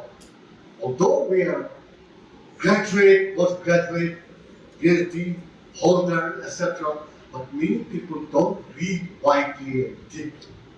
In fact, even unfortunate Professor Temsula out from English department, she passed away now. Because she was also ignorant, and I had to tell her. And likewise, even S.C. Jamir, I have to tell her. I tell him, S.C. Jamir also. So this sort of ignorance there. And then even within Nagaland state itself, in the Naga Hill, where one our fellow, he went to study in Shillong during the British time. Some Lothas were there and some Semas were there. And he thought, oh, aren't the Lothas also Nagas? Aren't the Semas also Nagas? He was ignorant, you see. Even within Nagaland itself, this kind of ignorance is very much there, you see. So it is largely because of ignorance. But today I think this is fast disappearing. But to wipe out completely, I urge upon our history professor, historian, to write a small textbook which should be read wherever the Nagas are. Okay? Thank you. Good question.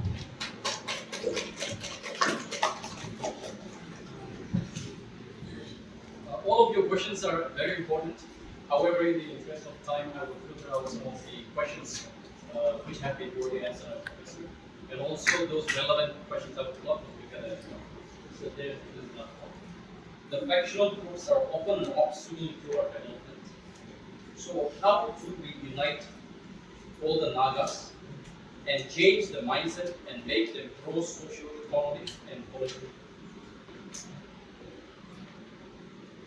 And so the second question, what are your thoughts on the Meitei-Kuki conflict and its implication towards Naga political systems?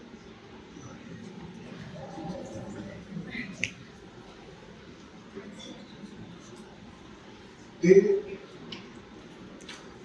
unity or unification of all the Naga faction is actually not so easy. But it was almost possible for a sort of greater unity when the NSCN IM were very powerful. And I was, of course, attending almost in all their consultative meetings, including even in Thailand, Bangkok. And I was moving together with Isaac and Moivat in their special car as Naga intellectual. So at that time, a proposal was given to them. Why don't you open up your door to welcome other factions and unite them? But they took a very rigid step. Okay, we're willing to accept them, provided they admit their mistake. They should say sorry and they should admit all their guilt. Then we will forgive them and we will embrace them. But that was a very big, a very difficult condition. And you know our Naga pride. They will not easily, they will not easily allow that. But that was not the correct approach. So that was the mistake they committed. Without respect, even I respect you all. I treat you all as my friend. So without respect, without giving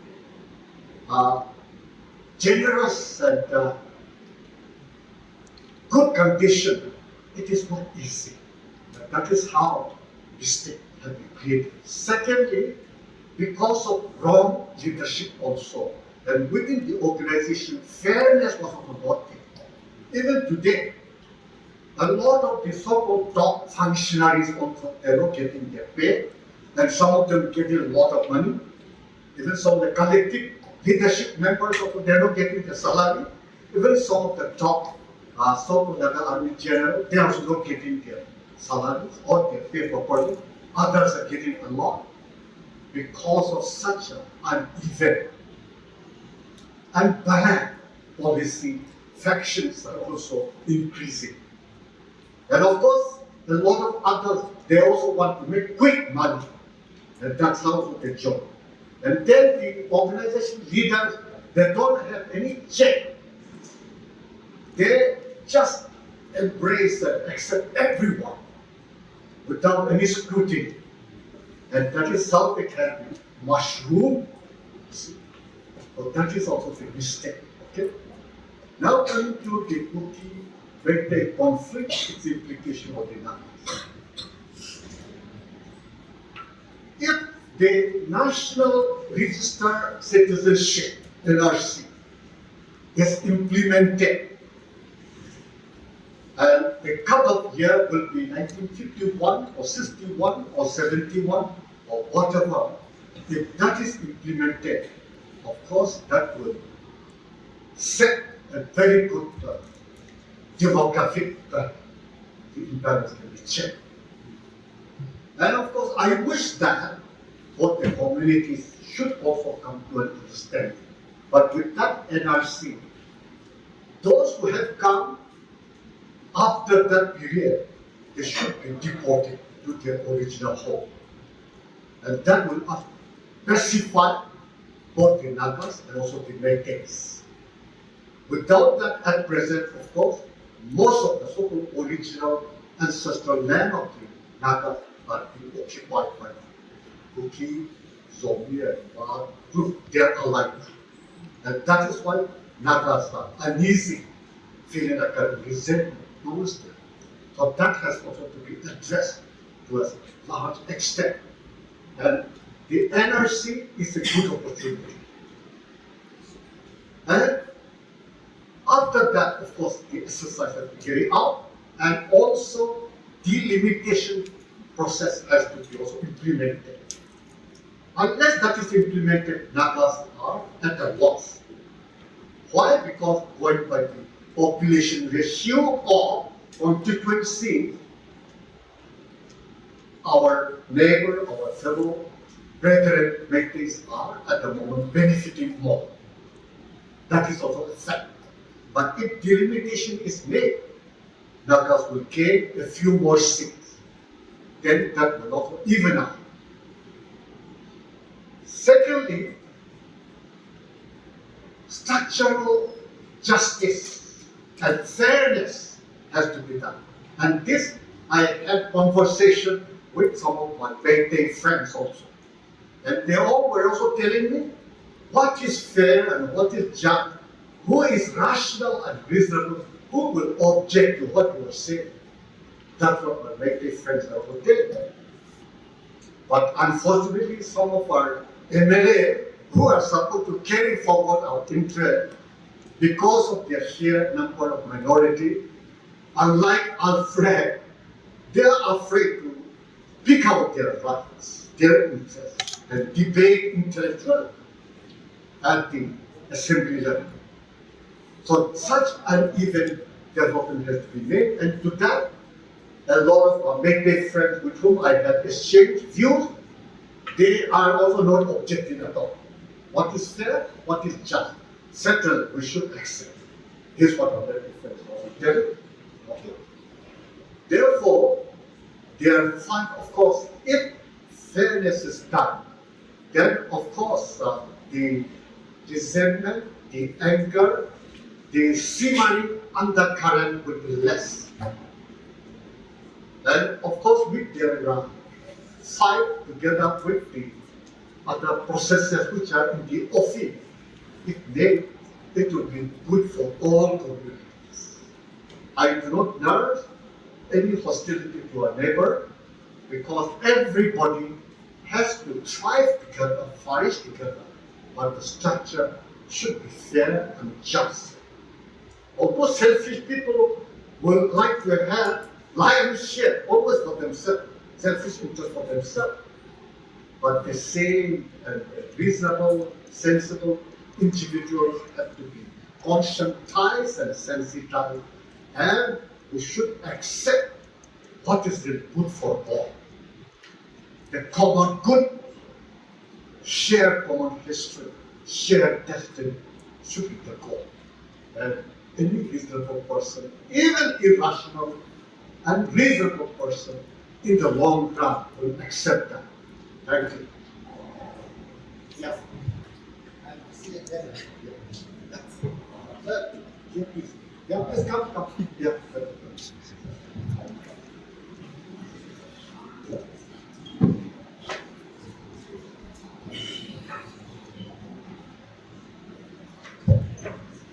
Sir, you have shared to us about need for reconciliation of our national workers.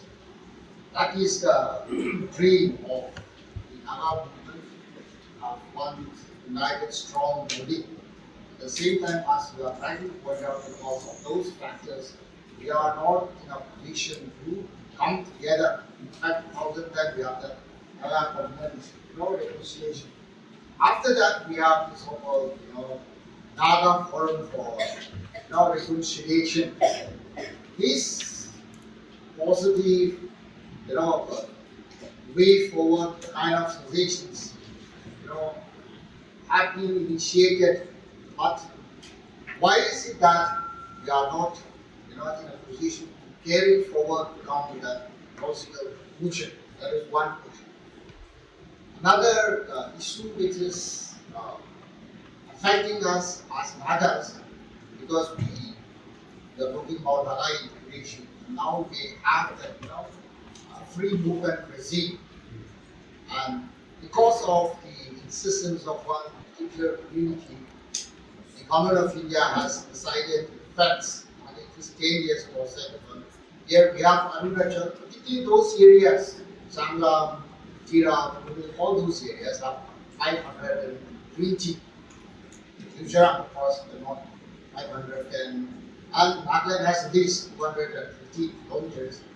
And Manipur, where we have 396, 98, the interest. Here we are, having the conflict of interest. How do we, go about, reaching out to each other, understanding, as you rightly said, that we need to grow together. But certain issues, we find it rather difficult because if you come to that, then we will be compromising our own interests. So what is the way out?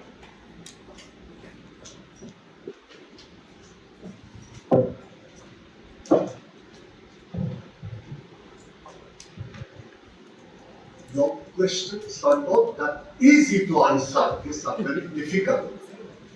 But nonetheless, a certain amount of moral value we need to nurture, we need to cultivate. Without that, coming together is extremely difficult. Even within a family, if the parent or the children are highly immoral, the parent will not have hesitation even to kill their own children. And the children can even kill their parent. Therefore, certain amount of moral values are absolutely indispensable if and only if we can have certain moral value coming together relatively easier. And when and only when these things are done, foster and nurture coming together much easier. And at one time in Arunachal Pradesh, the Nagas, Wancho, Notte, and Tansa even refused to be called Nagas. Why so? When I interacted with some of them, and even one student girl from Barapani College, what subject are you doing? And you are Notte, so you are Notte Naga? I said, I am Notte but not Naga. She started telling me. I asked her what happened, why so? And scholars are saying that they are very much Naga. You are very much like the Konya, like Angami, Mount, Zedam, and Chakasam. They are also very similar. That's why they are called Tenile. And likewise, your Wancho, Notte, Konya, and all these are very similar. So why you don't call yourself Naga? Then slowly she disclosed to me. Her relatives were killed in Syria. And some of them were that beaten, assaulted, assaulted. So that is how, when I interacted with more of them, our people, so-called national workers also behave excessively, too much violence perpetrated on them. And that is why they refused to call Naga, and they started telling their fellow, all are not just student union and other, not use the label Naga. Doste Naga, Wancho Naga, Kansala, etc. To remove the label. So, because of our own mistake, use of too much violence. See? On the one hand, we're fighting for people, on the other hand, we are undoing against our own people. So it has led to this kind of development. Likewise, unity, etc. is, unless we clean up, cleanse up this thing, even factional fighting, factional multiplication will be there. Nothing will be done. But if it is done with realization, it will be easier to define. Since I have to go to the airport also, I think I have to change it for my next flight. And on 4th, again, I'm proceeding to Arunachal Pradesh. In Siam, this is the Western history. Okay, one last question. Yeah. I'm sure Sardas has been very tired. He has been speaking for I'm not tired, but okay, no problem. Yeah. Mostly men folk have been asking me questions, so we have to maintain the gender balance in asking questions. So, ladies, if you have a question, please put it inside and see the question. After which, I would like to call upon Grace to issue 5 genders available for the board of us. I just want to share some of my experience.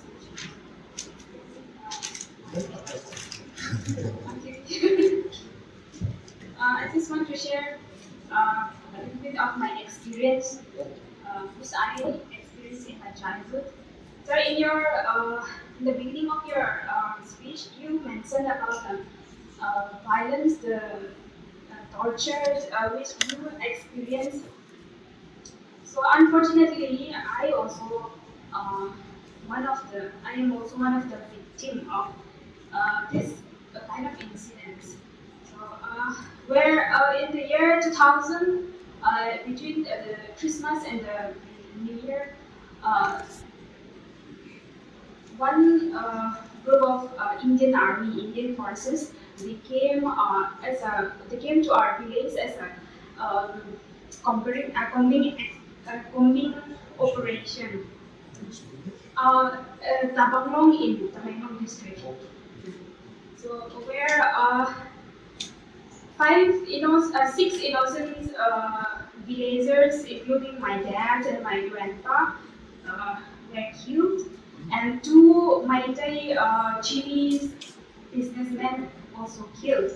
Uh, so, like, I was I was barely 6 or 7 years at the time. And, I have also like barely 2 months old younger brother, and most of the villager, it was in the early morning. The incident started in the early morning, and then there was we heard a gunfight going on above the village, and then most of the villagers they ran to in the forest, escaping, hearing the gunfight. But unfortunately, my parents and some of my relatives stayed back, and then the Indian Army became and tortured, severely tortured, and then they were killed. And children's, most of the children and women were confined to one of a small room. And in one houses, we were confined for the whole day and the whole night, without food, without drink, anything. We cannot scream, we cannot move out. We were tortured, and it was like vividly there in my memory as sometimes as a dream and nightmare for me. Till now, it is been torturing me. So since so many years passed, but likewise, this kind of incidents has been happening in other places also, like among the Naga people. And like since my grandpa's time, my dad's time, like people have been talking about the Naga's independent will be coming soon. And then there is also started a saying that it started comparing with Naga's independence as a time of Jesus coming. It's been like Jesus is coming soon, but till now it's not coming. People are started mentioning about those saying also. So and then there are so many violence are still going on in the recent time also, and then there are so many factions among the Naga armed group. So the question is are we the ordinary people being deceived by our leaders, the so-called leaders, Naga leaders, for their own profit, own interest, and then you have also mentioned about the non-violent strategy, non-violent ideology, philosophy. So, using this kind of non-violent strategy, how long can will it take to realize realize the ideology of this Naga's demand? How long will it take, and will it be effective with using this ideology? Thank you very much for your experience. In any conflict and violent situation, violation of human rights inevitably, irrevocably happen. Even the so-called civilized people. As the phrase goes, in love and in war, everything is fair. But this happens. Therefore, unless we intellectually develop ourselves and develop other mechanisms, even if people wish to commit cruelties and barbarities and brutalities, it is the fear which will prevent them. And that is how actually, when I was doing my research in Delhi University, Apam Moiva now who is almost like an advisor to his Moiva, Tuingale Moiva, we were convener and co-convener of the Naga People's Movement for Human Rights. And when the Oil incident happened, massive violations of human rights took place. Women delivered babies in the open field. And a lot of tortures were carried out. When arms were taken away, we organized for the first time the biggest rally in which a lot of Indians also participated, and even foreign journalists also participated, and I was leading the rally.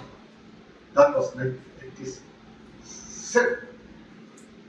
So through that way, fortunately, Nandita Haksan was very generous enough as People's Union for Civil Liberties, People's Union for Democratic Rights. In her house, she hosted free, refreshment was given free. And through her contact, she brought all the pressmen, journalists. And the next day, all the important national daily flash. And that had created a big pressure on the government of India. Even later on, Major General Pfokrehe became even a Chakasa. He adopted to be a Chakasa. So that is how intellectual moral pressure it would create. That is the most powerful pressure. And that is how actually I became also a member of the Amnesty International. See? Through that way, we used to write constantly to the headquarters, the mistake of this government, that government, not only Indian government, any government, authoritarian government, we used to write, we used to publish, you see. And that has some restraint, you see. So that is how we need to develop intellectually. And that will be our powerful equipment. And it is also said, an ignorant person's hand, knife, and axe should not be given. It can be easily misused. Likewise, many of our so-called gatherers, most of them are not properly educated, and when opportunity arises, they use excessive force, you see, and excessive violence. And thereby, unless they are properly instructed by their superior, things are bound to be violent, and it will be very counterproductive. So I hope, due to paucity of my time, I hope you will excuse me with this. And I profoundly thank all of you for your kind attention and for your generous gifts for me.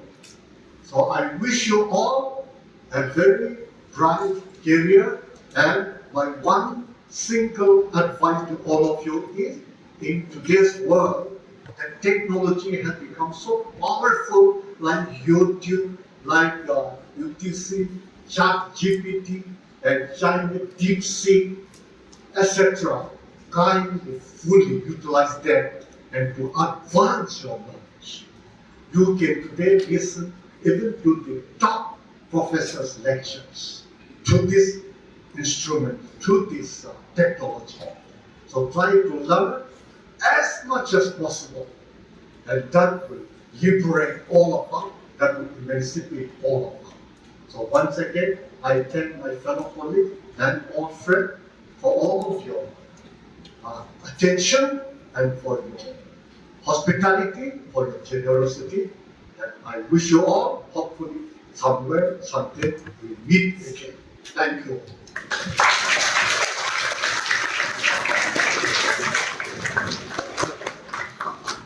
Yeah. Once again, let's give him a big hand.